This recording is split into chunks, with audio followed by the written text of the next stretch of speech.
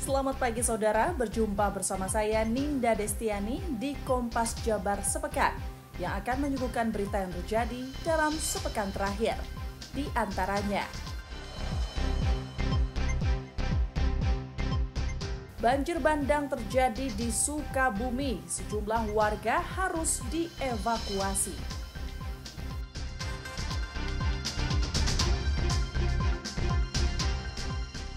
Banjir melanda sejumlah kawasan di Bekasi, Jawa Barat.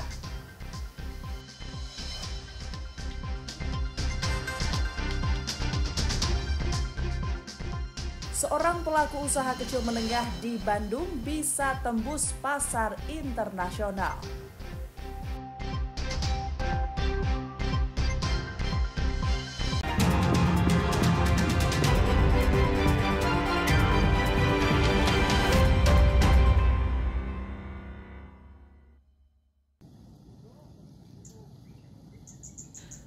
Banjir masih merendam sejumlah desa di 2 kecamatan.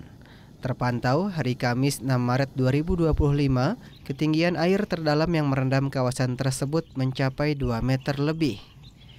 Selain merendam pemukiman warga, banjir juga memutus akses jalan yang menghubungkan Desa Karangligar, Kecamatan Teluk Jambe Barat, dan Desa Sukamakmur, Kecamatan Teluk Jambe Timur, hingga aktivitas warga pun lumpuh.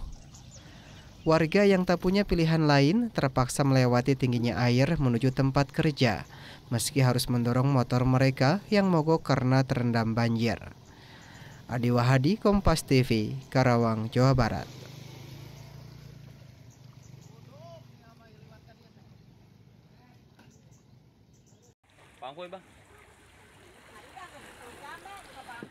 Tim SAR gabungan serta komunitas relawan berusaha mengevakuasi sejumlah warga yang terjebak banjir di rumah mereka. Dari sejumlah korban banjir yang terjebak, beberapa di antaranya lansia hingga balita. Warga dievakuasi setelah sebelumnya memilih bertahan di rumah mereka, namun tak mengira jika banjir semakin hari semakin tinggi, bahkan kedalaman hingga 5 Maret 2025 mencapai 3 meter. Ada beberapa warga yang minta bantuan dievakuasi dan ada juga yang warga juga minta bantuan evakuasi. Oh, jadi masih banyak warga yang terjebak di sana, Pak? Kalau jumlahnya itu ya dari kepala desa ya, kepala desa nanti dan BPBD karena kami membantu evakuasi. Jadi untuk lebih detailnya itu BPBD sama kepala desa atau kepala Pak Lurah ya. Tim SAR menyiagakan 3 perahu karet dan 10 anggota tim SAR terdiri dari anggota SAR Bandung, BPBD serta komunitas relawan di lokasi banjir terparah di Desa Karangligar untuk mengantisipasi korban banjir yang terjebak. Adi Wahadi, Kompas TV, Karawang, Jawa Barat.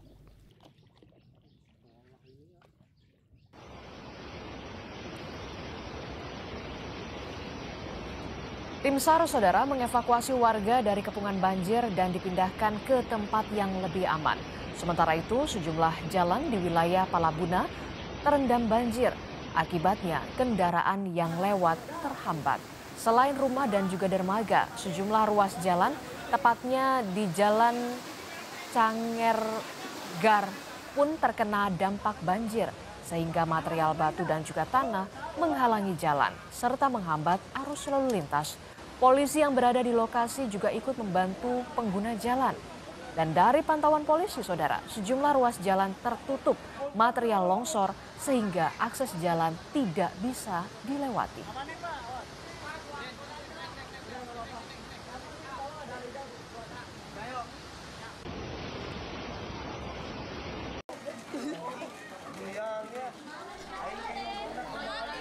Senin malam 3 Maret 2025, perumahan warga di Kadumekar, Marancang, Purwakarta terendam banjir hingga setinggi 1,5 meter dari permukaan tanah.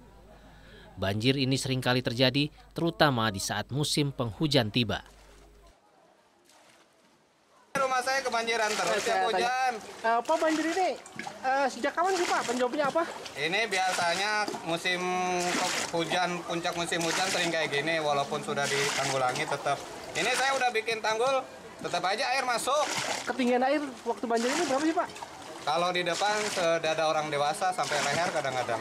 Perum Kadumekar ini sudah mau 8 tahun, tetapi 6 tahun ini memang setiap tahun banjir. Setahun itu sampai 3 sampai 4 kali. Ini minggu ini udah 3 kali. Terus ya semua barang-barang rusak. Tidak ada penyelesaian. Kemarin sudah diselesaikan dengan merombak jembatan drainasenya, tetapi tidak efektif, sama sekali tidak efektif. Untuk sementara warga tidak mengungsi karena berharap banjir akan segera surut. Hendri Irawan, Kompas TV, Purwakarta, Jawa Barat.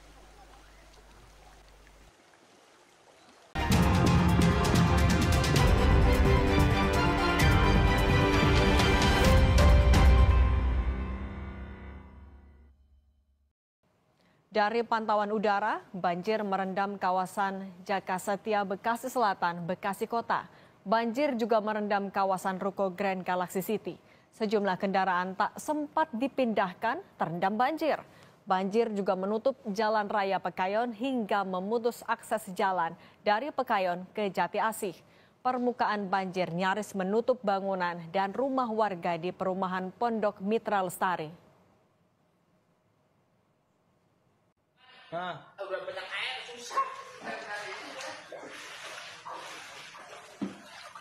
Banjir di Bekasi juga merendam RSUD Syazbullah Abdul Majid. Air masuk hingga ke dalam kamar perawatan pasien, hingga membuat pasien dievakuasi.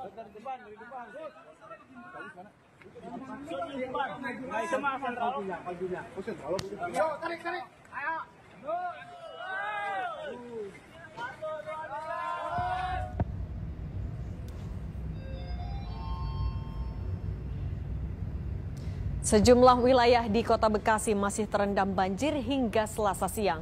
Salah satunya di Jalan Raya Pekayon, depan Pakuwon Mall Bekasi. Dari video amatir warga, tampak banjir merendam jalan di Simpang Pekayon, Bekasi Barat, tepatnya di depan Pakuwon Mall Bekasi. Akibatnya, kendaraan tertahan dan terjebak di tengah banjir hingga mengakibatkan kemacetan panjang.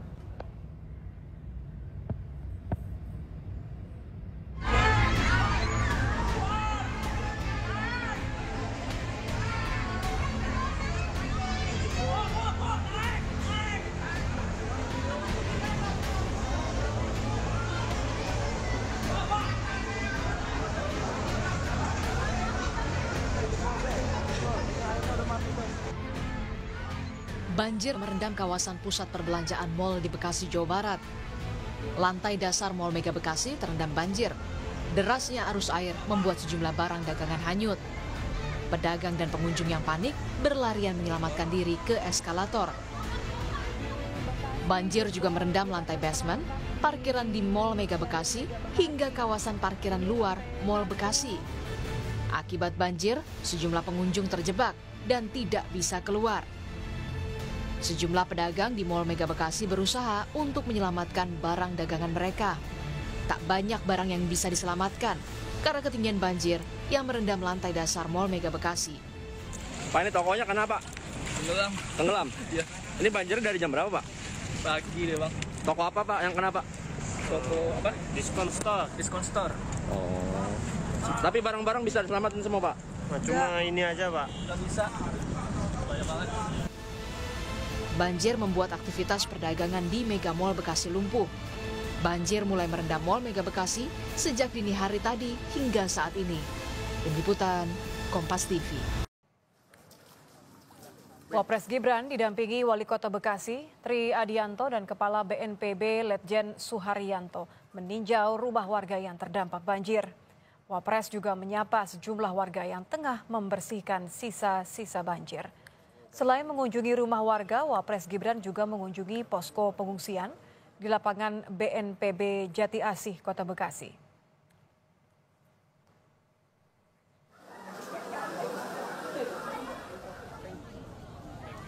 Wali Kota Bekasi, Tri Adianto mengakui sempat menginap di hotel bersama keluarganya.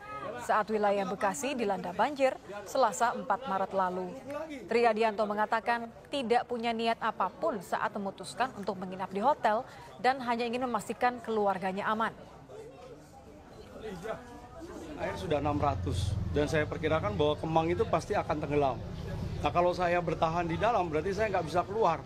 Nah, saya selamatkan dulu anak dan istri saya, ya, dan kemudian pagi-pagi jam 6 kan saya juga harus sudah bergabung dengan warga masyarakat.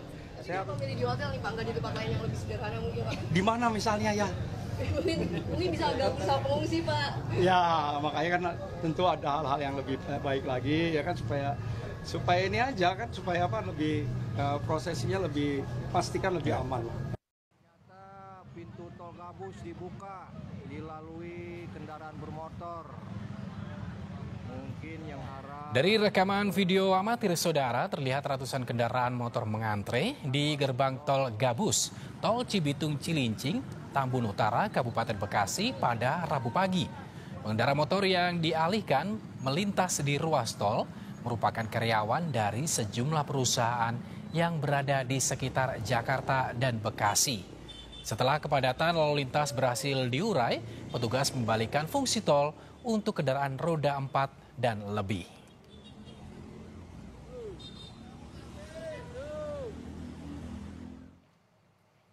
Sementara itu, saudara, hingga Rabu siang, kawasan Mall Mega Bekasi masih terendam banjir. Berdasarkan pantauan udara tim Kompas TV, sejumlah kendaraan roda 4 yang terparkir di area luar mall masih terendam air. Banjir di pusat perbelanjaan Mega Mall Bekasi terjadi sejak Selasa kemarin. Belum diketahui pasti jumlah kerugian akibat bencana banjir yang merendam salah satu pusat perbelanjaan di Bekasi, Jawa Barat tersebut.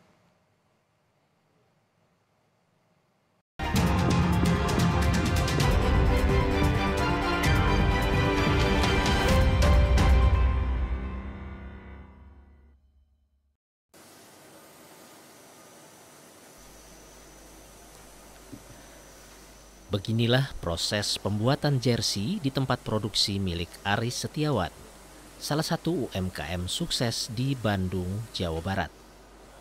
Dengan mengandalkan penjualan melalui platform e-commerce, produksi jersey Aris laku keras di pasaran. Kisah sukses Aris berawal dari modal seadanya. Bahkan, usahanya sempat gulung tikar. Namun, tak menyurutkan Aris untuk terus berusaha bangkit menemukan usahanya. Didukung oleh salah satu platform e-commerce, Aris kini bisa ekspor produk jersinya ke pasar internasional, diantaranya Amerika, Meksiko, dan Chile. Dengan kegigihannya, Aris berhasil membuktikan bahwa digitalisasi terbukti efektif dalam mengembangkan bisnisnya. Bahkan, kini sudah mempekerjakan 400 karyawan dari warga sekitar Bandung.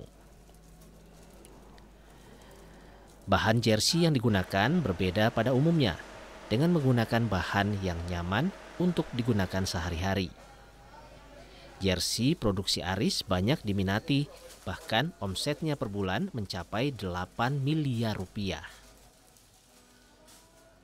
Jersey itu digunakan untuk pakaian olahraga, kita gunakan untuk keseharian sehari-hari.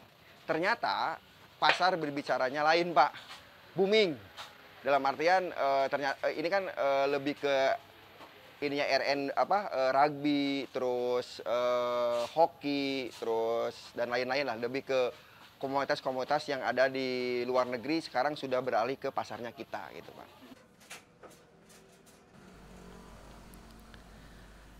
Selain memproduksi jersey untuk digunakan harian, di momen Ramadan dan Idul Fitri, Aris juga berinovasi memproduksi jersey koko dengan desain yang menarik. Penjualannya pun meningkat hingga 6 kali lipat. Sunandar, Kompas TV, Bandung, Jawa Barat.